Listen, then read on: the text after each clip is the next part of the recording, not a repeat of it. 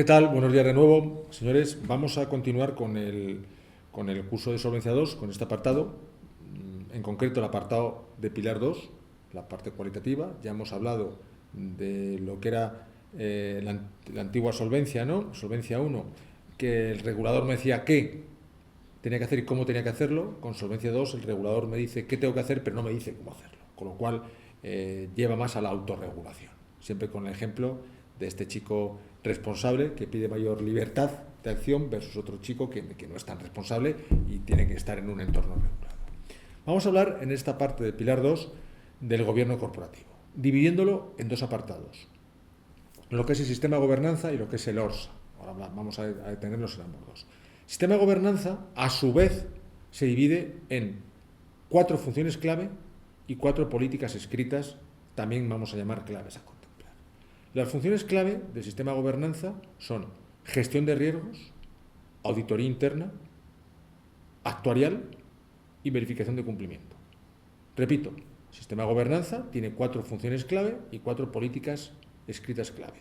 Las funciones clave son gestión de riesgos, bajo la normativa de Solvencia 2 indica lo que se entiende por gestión de riesgos. Si yo a todos ustedes les pregunto qué es gestión de riesgos, con su experiencia más que notable, seguro que me lo dicen de una manera tremendamente cabal.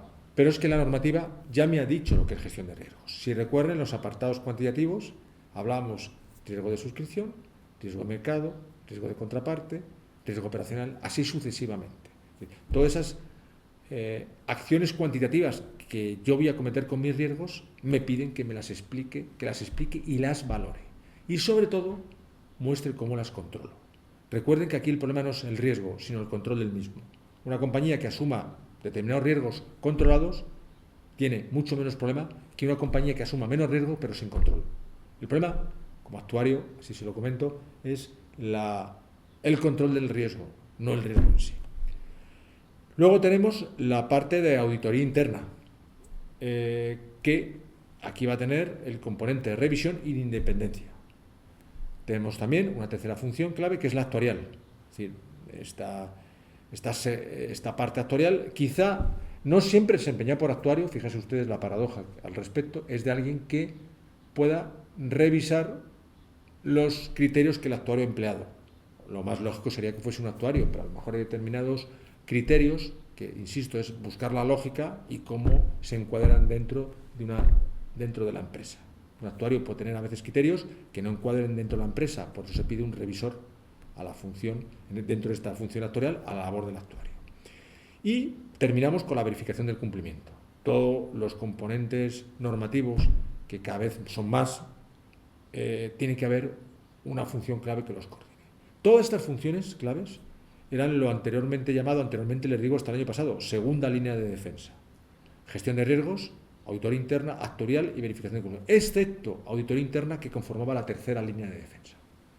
El término defensa se vislumbró como un poco agresivo, proviene del rugby. Si les gusta el rugby, esto lo diseñó un señor que trabajaba sobre esto en EIOPA y que le gustaba mucho el rugby, de que asimiló las líneas de defensa del rugby.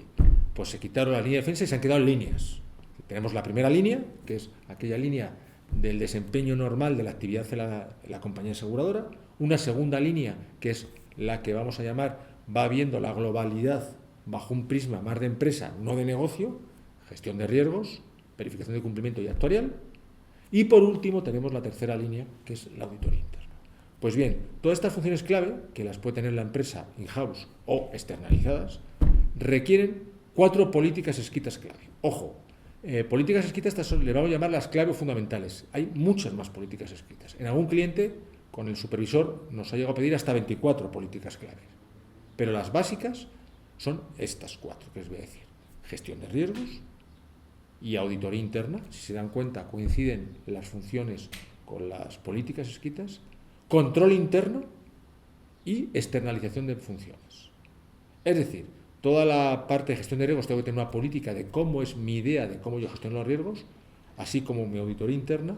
Control interno, si recuerdan el artículo 100 y 110 bis de la antigua normativa, no es otra cosa que el proceso. Yo tengo que ver toda mi operativa bajo no la figura departamental, sino la figura del proceso en su globalidad. Y, por último, una parte de externalización de funciones. Todos aquellos servicios que yo tenga externalizados, desde mis proveedores de diversa índole hasta diversas funciones externalizadas, debo tenerlas ahí contempladas y en una política para ver cómo valoro, contrato, sigo y autorizo a mis proveedores. Mis proveedores pueden ser de diversa índole, insisto, no solamente los que desempeñen ciertas funciones, sino proveedores de servicios propios de mi negocio. Mi red de, ¿por qué no decirlo? Mi red de peritos, talleres, proveedores médicos, etc. Hay no tan detallada, pero sí marcar una política para que estos señores puedan trabajar conmigo. Debo tener una definición de las políticas escritas que es necesario para poder trabajar conmigo. Obvio contarles que esto también va concatenado con la lucha contra el fraude, tanto externo como interno, sobre todo en este caso el interno. El artículo 100 habla de la política antifraude y se vincula el interno a esta parte de la externalización de funciones. O sea que nos quedamos que gobierno corporativo consta de sistema de gobernanza y ORSA, sistema de gobernanza consta de 4 funciones clave y 4 políticas escritas clave. Vamos a hablar, después de todo ello, la parte de lo idóneo para gestionar todo esto es crear un comité de riesgos. Un comité de riesgos que puede estar conformado por diversas áreas de la entidad, incluso del equipo directivo, incluso, ¿por qué no?, de algún consejero, pero ese comité de riesgos necesariamente precisa la unidad de gestión de riesgos. Comité, recuerden que no deja de ser una agrupación de diversos perfiles que vamos a tener, pero alguien debe trabajar todo esto, la gestión de riesgos. Y se aboga por crear la unidad de gestión de riesgos, darle un liderazgo a la compañía y una cierta independencia, así como dotarla de recursos y herramientas. Con todo ello, vamos a pasar, si recuerdan, gobierno corporativo era sistema de gobierno y ORSA. ¿Qué es el ORSA? ORSA es a un Risk Self-Assessment, la autoevaluación del riesgo. ¿Qué significa? Que una cosa es lo que la fórmula estándar contemple en cuanto a mi riesgo y otra cosa es, recuerden que la fórmula estándar no deja de ser café para todo. Un café que hay que calcular muchas tipologías de café, pero bajo una fórmula predeterminada. ORSA va a indicar que si la fórmula estándar dice que multiplique por 2 y divida entre 3, y a lo mejor yo tengo que multiplicar por 3 y dividir entre 2, porque mi realidad así lo contempla, va a hacer que yo explique cuál es mi percepción del riesgo, no lo que la fórmula estándar me dice. La fórmula estándar es para cumplir y el ORSA es mi autogestión. Dentro del ORSA voy a tener que, y disculpen si soy un poco reiterativo, ver no solamente la foto a fin de ejercicio, sino mi visión prospectiva. ¿Qué voy a hacer yo con respecto a mi plan de negocio? ¿Cuál va a ser el capital que voy a precisar, capital económico, para la gestión de mi negocio? Va a considerar ciertos aspectos que la fórmula estándar no contempla, como por ejemplo la deuda pública. La deuda pública en la fórmula estándar no consume capital. Consideran deuda pública cualquier país europeo. Al margen de entrar en valoraciones, consideran que eso no es del todo adecuado. Entonces, yo en ORSA es un ejemplo típico que yo deberé considerar la deuda pública.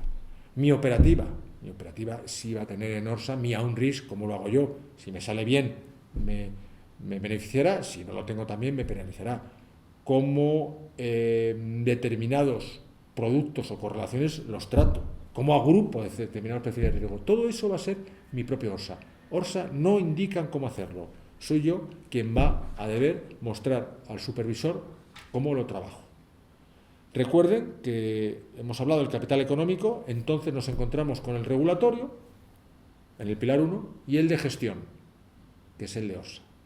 Todo ese balance económico que les expliqué, versus el balance contable, uno es, en el pilar 1, el que voy a reportar y con el que cumplo, y en el pilar 2, cómo me gestiono, como el que cumplo para calcular mi SCR. ¿Ok? Y no olvidemos, señores, también que para calcular mi SCR está ese café para todos que le decía, pero determinadas compañías que tengan cierto volumen y capacidad de autogestión podrán adoptar un modelo interno para que se hagan cargo. De momento en España solamente hay 3 modelos internos aprobados. O sea que es, oye, esa fórmula de café para todos a mí me resulta quizá demasiado estanco porque no se acopla a mi negocio, que es de un gran volumen y con unas características muy diferenciadas. Entonces voy a desarrollar mi modelo interno. Un modelo interno, ya les aseguro que es un proyecto que requiere de mucho tiempo, de mucha calidad del dato y costoso. Ahora bien, me ahorra mucho capital. No les estoy desanimando a hacerlo, pero también advierto que si, por lo que fueren, alguno de ustedes consideran hacerlo, es un proyecto arduo. O sea que tengo mi reporte contable, mi cuenta de resultados por la que voy a pagar impuestos, mi reporte de mi capital económico y a la vez mi capital económico de gestión. Fíjense las derivadas que vamos añadiendo a esta solvencia 2.